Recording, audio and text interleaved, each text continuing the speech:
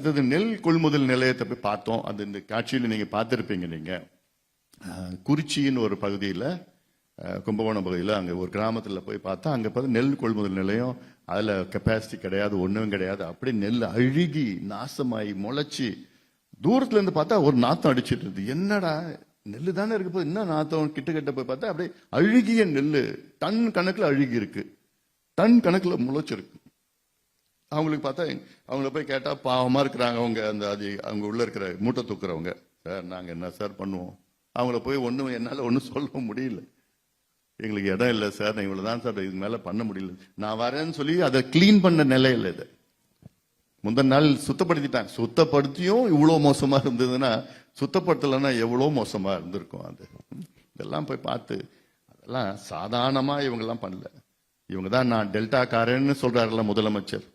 அப்ப டெல்டா காரர்னா என்ன பண்ணி இருந்துக்கணும்? டெல்டா நமக்கு சோறு போடுதுன்னு உலகத்துக்கே தெரியும்.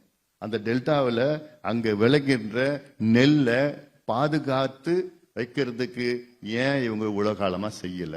அது என்ன ஒரு நிறைய நல்ல ஒரு ஷெட் பண்ணலாம். எவ்வளவு மாடர்ன் டெக்னாலஜிஸ் வந்திருக்குது.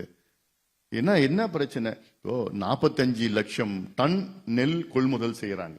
தமிழ்நாட்டில் 1,20,000 டன் நெல் உற்பத்தி ஆகிறது. அதுல அரசு 45 லட்சம் டன் தான் கொள்முதல் பண்றாங்க. மீதி தனியார் கொள்முதல் பண்ணிட்டு இருக்கிறாங்க. 1/3 தான் அரசு கொள்முதல் பண்ணுது.